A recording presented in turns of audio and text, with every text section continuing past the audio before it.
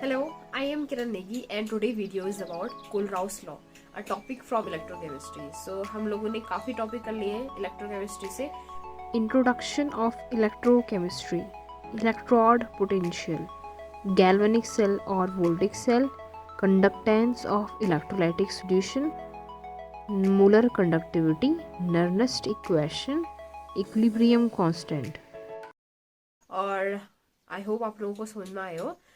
आज हम लोग देखने वाले हैं कोलराउस लॉ. सो बेसिकली ये जो लॉ है वो एक मेथड है किस चीज के लिए, मोलर कंडक्टिविटी को कैलकुलेट करने के लिए. सो मोलर कंडक्टिविटी हम लोग पढ़ के आ रखे, उसमें एक टर्म था that molar conductivity eight infinite dilution, जिसको हम लोग एक और टर्म नाम से जान रहे थे, that is molar conductivity at zero concentration. So ये लॉ हमारे पास एक मेथड है, ठीक है, इसको कैलकुलेट करने के लिए बोथ स्ट्रॉन्ग इलेक्ट्रोलाइट और वीक इलेक्ट्रोलाइट के केस में, ठीक है. और क्योंकि हम लोगों ने ग्राफिकल मेथड में देखा था कि वीक इलेक्ट्रोलाइट के केस में molar conductivity eight infinite dilution जो है वो थोड़ा प्रॉब्लम कर रहा है.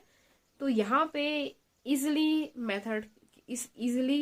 हम लोग क्या कर पाएंगे, मोलर कंडक्टिविटी वीक इलेक्ट्रोलाइट के लिए कैलकुलेट कर पाएंगे जीरो कंसेंट्रेशन पे. और इसके लिए हम लोग एक डिफरेंट टर्म यूज करेंगे, that is limiting molar conductivity. क्या है लिमिटिंग मोलर कंडक्टिविटी? वही molar conductivity at zero concentration और इनफाइनाइट डाइल्यूशन. सो जो कोलराउस लॉ है वो एक्सपेरिमेंट पे बेस्ड है, ठीक है. बहुत सारे एक्सपेरिमेंट करने के बाद कोलराउस ने डेटा को कलेक्ट किया था और उसी के बेसिस पे ये लॉ दिया और इस लॉ के डिफरेंट स्टेटमेंट्स दिए. सो पहला जो पॉइंट उन्होंने नोट आउट किया वो ये था कि जो एक इलेक्ट्रोलाइट होता है उसके अंदर दो ही क्या होंगे, आयन होंगे, कैटायन और एनायन, ठीक है. तो उन्होंने पहला जो पॉइंट आउट किया वो यही किया कि हर एक कैटायन का और एनायन का जो कंट्रीब्यूशन होगा मोलर कंडक्टिविटी में वो हमेशा सेम रहेगा, चाहे उनके साथ कोई भी आयन जुड़ा हो, ठीक है. पहला पॉइंट उन्होंने यही कहा दैट अगर मैं कैटायन के फॉर्म में कहूं तो क्या कहेंगे, contribution of a cation towards the total molar conductivity of an electrolyte remain same irrespective to the nature of other ion. यानी एक कैटायन चाहे वो किसी भी आयन से जुड़ा हो उसका मोलर कंडक्टिविटी यानी टोटल मोलर कंडक्टिविटी की तरफ कंट्रीब्यूशन हमेशा सेम रहेगा. और यही लाइन जो है एनायन के लिए भी आएगी, that contribution of an anion remain same towards the total molar conductivity irrespective to the nature of other ion, ठीक है. सो हम लोग इसको समझेंगे एक्सपेरिमेंटल डेटा के बेसिस पे जो कोलराउस ने यूज किया. पहला जो था वो ये था दैट अगर हम लोग दो इलेक्ट्रोलाइट लें जिनका की आयन सेम है, लिया हमने जैसे NaF यानी सोडियम फ्लोराइड और KF यानी पोटेशियम फ्लोराइड, इन दोनों के टोटल मोलर कंडक्टिविटी का डिफरेंस 23.42 है. इसी तरह से अगर हम दो और इलेक्ट्रोलाइट लें जिनमें की एनायन चेंज हो रहा है लेकिन कैटायन सेम है, यानी NaCl सोडियम क्लोराइड और दूसरा हमने KCl पोटेशियम क्लोराइड, इनका डिफरेंस भी 23.42 है. कुछ समझ में आ रहा है कैसे हुआ होगा ये? ऐसा क्या है कि इनका डिफरेंस जो है सेम आ रहा है? अगर हम ध्यान से देखें तो एनायन तो सेम है, तो एनायन का जो कंट्रीब्यूशन होगा टोटल मोलर कंडक्टिविटी में वो तो कैंसिल आउट हो जाएगा, बचेगा क्या, Na और K का. दूसरे में भी सेम Na और K का. यानी कहने का मतलब ये है कैटायन जो कि अलग अलग है उनका डिफरेंस सेम रहेगा. इसी तरह से अब हम लोग क्या करेंगे कि कैटायन को क्या लेंगे, सेम लेंगे और एनायन इसमें चेंज करेंगे. पहला पेयर ऑफ इलेक्ट्रोलाइट लिया हमने KF और KCl, इन दोनों के बीच का जो डिफरेंस है वो क्या है 20.62. इसी तरह से एक और पेयर ऑफ इलेक्ट्रोलाइट लेते हैं दैट इज NaCl और NaF, इनके बीच का डिफरेंस है 20.66, लगभग सेम है, आप लोग सेम मान सकते हो, 0.04 का डिफरेंस ना ही बराबर. तो ऐसा क्यों हो रहा है या हम लोग क्या कंक्लूजन निकालेंगे इसके बेसिस पे? सो कोलराउस ने ये कहा इस एक्सपेरिमेंटल डेटा के बेसिस पे that difference of limiting molar conductivity यानी molar conductivity at zero concentration. So difference of limiting molar conductivity of cations remain same irrespective to the nature of anion. यानी उनको anion से कोई मतलब नहीं है, एनायन का क्या आ रहा है, पर उनका जो वैल्यू है दो कैटायंस का वो हमेशा उनका डिफरेंस क्या रहेगा, सेम रहेगा. और आप लोग ये कहीं पे भी लगा सकते हो. सेम विद एनायन, जो हमने नेक्स्ट 2 पेयर ऑफ इलेक्ट्रोलाइट लिए थे, क्या कहेंगे हम लोग that difference of anion, difference of limiting molar conductivity of anion remains same irrespective to the nature of cation. Clear हो गई बात?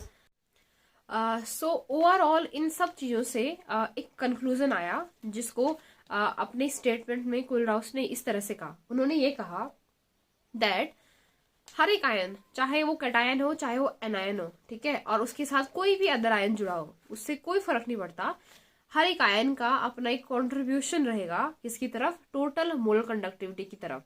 किसी भी इलेक्ट्रोलाइट के जो आयन्स होंगे, ठीक है, उनका अपना एक कंट्रीब्यूशन होगा किसकी तरफ? उसके उस इलेक्ट्रोलाइट के टोटल मोलर कंडक्टिविटी की तरफ. चाहे तुम उसको किसी भी अदर आयन से बांध लो, ठीक है, उसको फर्क नहीं पड़ेगा. सो ओवरऑल जितनी बातें ये सब कही गई, उसके बेसिस पे कोलराउस ने एक स्टेटमेंट दिया, ठीक है. उन्होंने कहा ये स्टेटमेंट तब वैलिड होगा जब डिसोसिएशन पूरी तरह से हो गया होगा, यानी एक तरह से इलेक्ट्रोलाइट जब अपने आयंस में डिसोशिएट हो चुका होगा. तो उन्होंने ये कहा कि दैट आयन, जितने भी आयन होंगे इलेक्ट्रोलाइट के, उनका एक अपना अपना क्या होगा? कंट्रीब्यूशन होगा किसकी तरफ?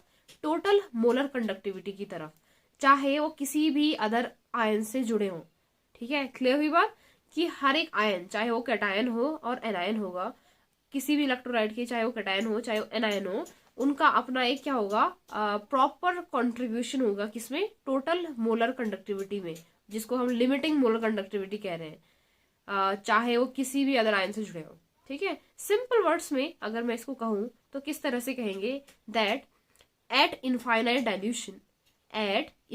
Dilution when dissociation is completed, then the contribution of each ion, चाहे वो कैटायन हो चाहे वो एनायन हो, each ion make a definite contribution towards the total limiting molar conductivity of that electrolyte, irrespective to the nature of other ion. Clear हो गई बात? तो क्या कहा कोलराउस ने? जब डिसोसिएशन पूरा हो गया होगा इनफाइनाइट डाइल्यूशन पे, तब हर एक आयन जो है वो एक डेफिनेट कंट्रीब्यूशन करेगा किसकी तरफ? टोटल मोलर कंडक्टिविटी की तरफ, चाहे वो किसी भी आयन से जुड़ा हो. यही हमने कहा. सो इसी इन सब के बेसिस पे हम लोग अपना मेन स्टेटमेंट पढ़ेंगे कोलराउस लॉ का, जो कि क्या आएगा? कैलकुलेशन में हेल्प करेगा. वो क्या है? Total molar conductivity. किसी भी इलेक्ट्रोलाइट की टोटल मोलर कंडक्टिविटी हम कैसे कैलकुलेट करेंगे? तो टोटल मोलर कंडक्टिविटी किस पे डिपेंड करेगी? कि हर एक आयन का अपना एक कंट्रीब्यूशन होगा किसमें? टोटल मोलर कंडक्टिविटी में, टोटल लिमिटिंग मोलर कंडक्टिविटी में, चाहे वो कितना भी हो. ठीक है, और उसको अदर आयन से जो उससे साथ जुड़ा होगा उस पर कोई डिपेंड नहीं करेगा, क्योंकि इलेक्ट्रोलाइट के अंदर तो क्या होगा? 2 टाइप के आयन होंगे, कैटायन और एनायन. कैटायन के कंट्रीब्यूशन का होगा, उसको एनायन से कोई फर्क नहीं पड़ेगा. इसी तरह से एनायन को कैटायन. सो इन यहाँ से हमारे पास मेन स्टेटमेंट आती है कोलराउस लॉ की, जो ये कहता है कि टोटल मोलर कंडक्टिविटी जो होती है किसी भी इलेक्ट्रोलाइट की, वो जो होगी वो डिपेंड करेगी उसके दोनों आयन यानी कैटायन और एनायन के कंट्रीब्यूशन पे. यानी हम कह सकते हैं that total molar conductivity, total limiting molar conductivity of an electrolyte is sum of the contribution of cation and anion. दोबारा से बोल रही हूँ, that total molar conductivity, total limiting molar conductivity of an electrolyte is sum of the contribution by its cation and anion. और contribution से मेरा क्या मतलब है? कितने आयन जो है वो कितना मोलर कंडक्टिविटी प्रोड्यूस कर रहे हैं, टोटल लिमिटिंग कंडक्टिविटी प्रोड्यूस कर रहे हैं. लेट सपोज कि हमारे पास MX नाम का एक इलेक्ट्रोलाइट है, देन जो होगा हमारे पास टोटल मोलर कंडक्टिविटी क्या हो जाएगी? कुछ इस तरह से. क्लियर हो गई? इसमें जो स्मॉल लैम्डा होता है ये आता है आयंस के लिए, कैटायन और एनायंस के लिए, और जो कैपिटल लैम्डा आता है वो किसके लिए होता है? टोटल मोलर कंडक्टिविटी के लिए. इसमें जो नॉट है वो रिप्रेजेंट कर रहा है कि ये लिमिटिंग है, यानी 0 कंसंट्रेशन पे या इनफाइनाइट डाइल्यूशन पे है. क्लियर हो गई बात? अगर हम लोग इलेक्ट्रोलाइट को उसके स्टाइकियोमेट्रिक कोफिशिएंट के साथ लिखें, यानी हमारे पास ऐसा इलेक्ट्रोलाइट आया जिसमें स्टाइकियोमेट्रिक कोफिशिएंट भी है, फॉर एग्जाम्पल MX2 टाइप का इलेक्ट्रोलाइट है या M2X टाइप का इलेक्ट्रोलाइट है, तो उसके लिए टोटल मोल कंडक्टिविटी हम किस तरह से लिखेंगे? सो इसमें डिफरेंट काइंड ऑफ इलेक्ट्रोलाइट आ सकते हैं, MX2 M2X टाइप। अगर हम MX2 के लिए कुलराउस का फॉर्मूला डिराइव करें तो किस तरह से आएगा, लैम्डा M प्लस यानी कैटाइन के लिए, पर एनाइन में क्या है, X2 है यानी 2 है, तो वो स्टाइक्योमेट्रिक कोफिशिएंट आगे आ जाएगा। इसी तरह से M2X में M जो है उसका नंबर है 2, ये वो उसका स्टाइक्योमेट्रिक कोफिशिएंट है, यानी वो आगे आ जाएगा, यानी क्या बन जाएगा 2 लैम्डा M, और उसमें पॉजिटिव चार्ज क्योंकि वो कैटायन है, और इसी तरह से एनायन। अगर हम इसी में थोड़ा मॉडिफिकेशन करें और सपोज करें कि हमारे पास जो इलेक्ट्रोलाइट है वो V प्लस कैटायन दे रहा है और V माइनस एनायन दे रहा है, जहां पे ये V प्लस जो है नंबर ऑफ कैटायन है और V माइनस जो है वो नंबर ऑफ एनायन है, उस केस में ये फॉर्मूला कुछ हमें इस तरह से दिखेगा, इस तरह से। क्लियर हो गई बात? तो ये हमारे पास आया कोलराउस लॉ का फॉर्मूला, जिसको हम लोग बहुत कैलकुलेशन में यूज करेंगे, जो ज्यादा इंपॉर्टेंट है। ठीक है, तो कुल मिला के कोलराउस लॉ बेसिकली इसी लिमिटिंग मोल कंडक्टिविटी को कैलकुलेट करने के लिए यूजफुल है हमारे इस चैप्टर में। अब बात करते हैं थोड़ा वीक इलेक्ट्रोलाइट्स की। तो वीक इलेक्ट्रोलाइट के केस में अगर हम लोग देखें तो इसका केस थोड़ा सा कॉम्प्लिकेटेड है, क्योंकि डिसोसिएशन कभी इसमें कंप्लीट नहीं होता।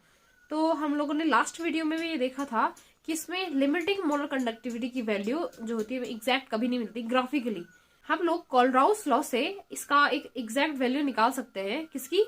लिमिटिंग मोलर कंडक्टिविटी की, अगर हमें नॉर्मल मोलर कंडक्टिविटी पता हो। ठीक है, लेट सपोज कि इस टाइम पे वीक इलेक्ट्रोलाइट है हमारे पास C कंसंट्रेशन पे, और उसका डिग्री ऑफ डिसोसिएशन क्या है? अल्फा है।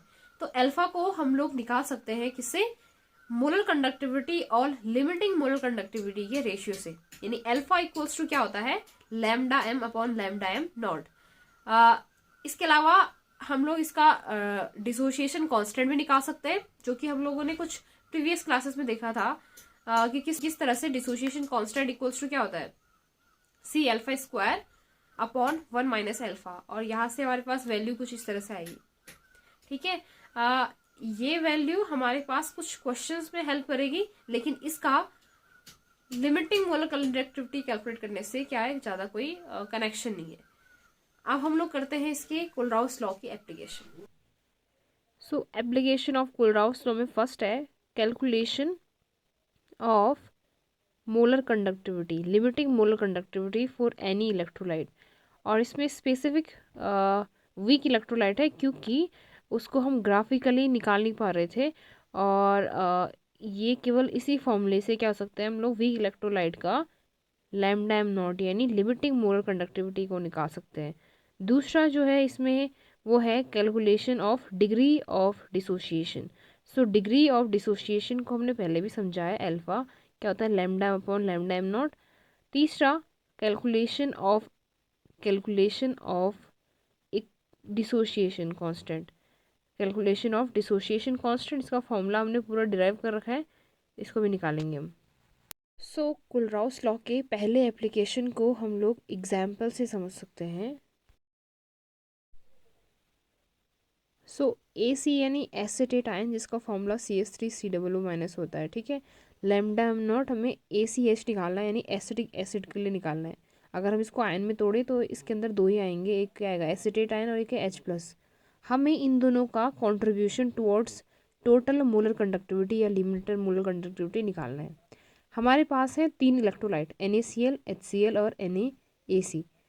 हम ऐसा किस तरह से इनको जोड़ें कि केवल क्या बचे, H और AC बचे। तो हमने क्या कर दिया, HCl और NaC को प्लस में ले लिया और NaCl को माइनस में ले लिया। इससे होगा, ध्यान से देखना, AC और H बचेगा क्योंकि Cl से Cl कटेगा, Na से Na कटेगा, लास्ट में AC और H बच जाएगा, जो कि हमारा आंसर हो जाएगा। अगर आप लोगों को ये चीज़ समझ में नहीं आती तो आप लोग इलेक्ट्रोलाइट्स को उनके आयंस में तोड़ के देखना, आयंस आसानी से कट जाते हैं। तो उसके हिसाब से हमारे पास जो है फॉर्मूला क्या आ रहा है, HCl का मोलर कंडक्टिविटी प्लस NaAC का मोलर कंडक्टिविटी माइनस NaCl का मोलर कंडक्टिविटी, इससे आ रही है molar conductivity, limiting molar conductivity किसकी, एसिडिक एसिड की। सेकंड है डिग्री ऑफ डिसोसिएशन, हमारे पास क्या दिया होना चाहिए, मोलर कंडक्टिविटी और लिमिटिंग मोलर कंडक्टिविटी, उसकी बेसिस पे हम लोग क्या कर सकते हैं, अल्फा को कैलकुलेट कर सकते हैं।